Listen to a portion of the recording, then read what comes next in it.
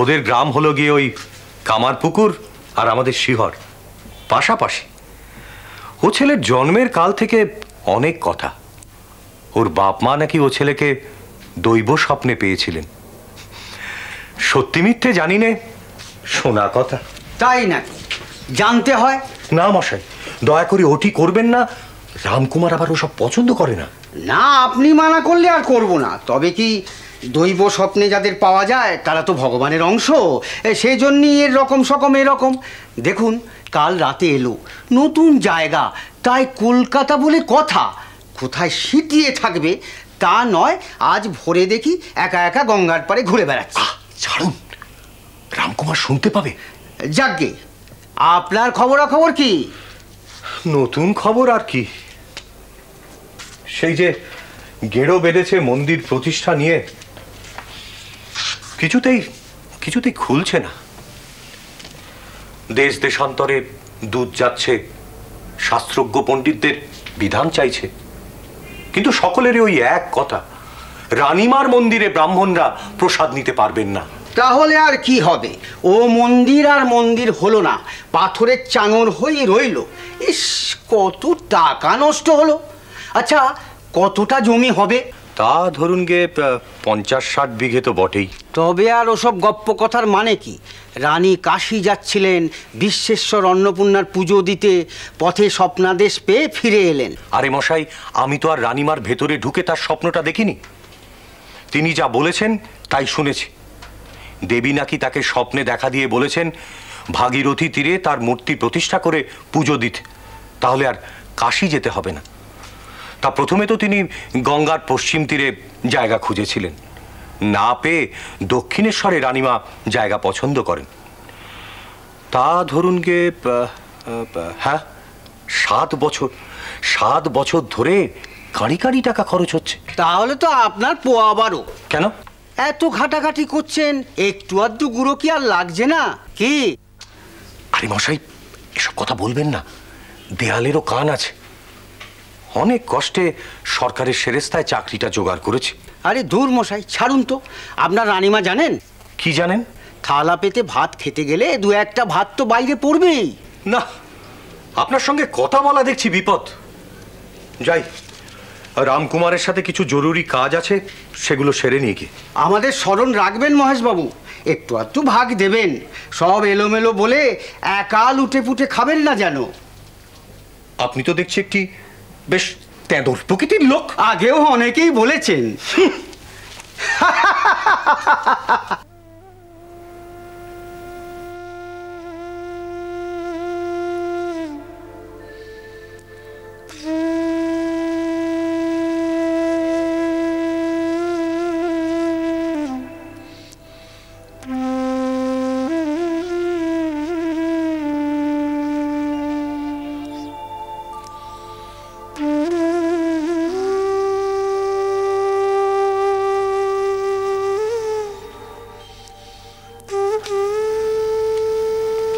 কি হে, কি ভাবছো? না, বসুন বসুন। কাল ফিরলে কামারপুকুর থেকে? আগে তা গদাইকেও নিয়ে এসেছো দেখলাম।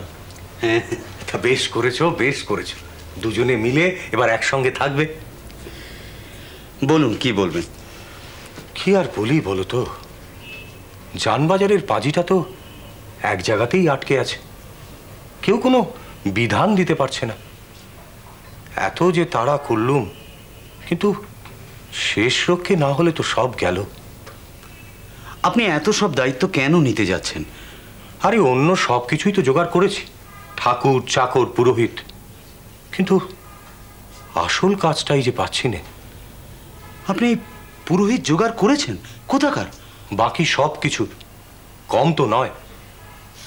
6টা 12টা শিবের মন্দির, বিষ্ণু মন্দির, নাট মন্দির, রাধা গোবিন্দের মন্দির, আর তাছাড়া ছোট ছোট 2-1টা থান তো আছেই।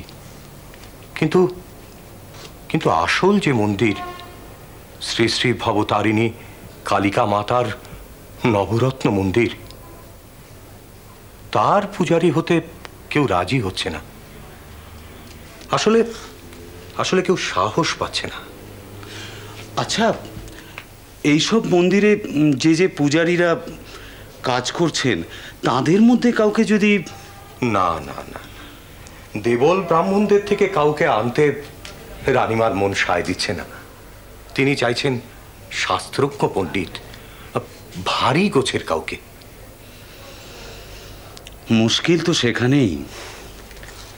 শাস্ত্রজ্ঞ ব্রাহ্মণ যারা, তারা কেউ শাস্ত্রের বাইরে গিয়ে বিধান দেবেন না। হিন্দু ধর্মে শাস্ত্র এক ভয়ঙ্কর বিন্যাস। দেবল ব্রাহ্মণের বৃত্তি অতিহীন বৃত্তি। স্মৃতিশাস্ত্র বলেছে চিকিৎসক, প্রতিমা পরিচারক দেবল, মাংস বিক্রয়ী এবং নিন্দিত বাণিজ্য ছাড়া জীবিকা নির্বাহক ব্রাহ্মণ ইহাদের হব্যকব্যে নিমন্ত্রণ করিবে না। আচ্ছা, শ্রী শ্রী রাধা গোবিন্দের মন্দিরের কোনো পুরোহিত জোগাড় হয়েছে কি? সে একজনের কথা ভেবেছি। কাকে? আমার অগ্রজ। ও, ক্ষেত্রনাথ বাবু? হ্যাঁ, আসলে তাকে আনতে পেরেছি বলেই তার দেখা দেখি অন্য সব লোকেরাও আসছেন। কিন্তু কিন্তু আসল সমস্যাটা হচ্ছে ওই নবরত্ন মন্দিরের জন্য কাউকে না পেলে তো নয়। আচ্ছা, ক্ষেত্রনাথ বাবুকেই যদি বলে কই রাজি করানো যায়। ভেবেছিলুম, কিন্তু কিন্তু আরেকজন আছেন যে সবসময় একেবারে চোখে চোখে রাখছেন, তাই একটু ভয় পিছিয়ে গেলুম। তিনি আবার যদি রানীমার কানে তোলেন যে আমি সমস্ত নিজের লোকজন নিয়ে এসে এখানে একেবারে জাল বিচোচ্ছি, তাহলে... আপনি কাকে ভয় পাচ্ছেন? দেশরা গ্রামের রামধন ঘোষ। ও হ্যাঁ হ্যাঁ, উনি তো রানীর দেওয়ানিতে কাজ করেন। চেনো? বিলক্ষণ। না না, আপনার ভয় পাওয়ার কোনো কারণ নেই। আমি কারুর কথা কাউকে বলি না, এ আমার স্বভাব নয়। আয় আয়, এনাকে চিনিস? শিহর গ্রামের লোক, রানীর দেওয়ানে কাজ করেন। আপনার আপনার গা জ্বালা করে না? কেন? এত এত বিষয় আশয় মণিকাঞ্চনের মধ্যে রয়েছেন। রামকুমার, আমি আজ আসি। সমস্যাটা তো শুনলে, দেখো যদি একটা বিধান টিধান দিতে পারো। তোমাকে আমি পরে জানবো বাবা। পাড়ে বসে আছো, না ডুব দিয়েছো, তোমাকে জানার লোভ রইল।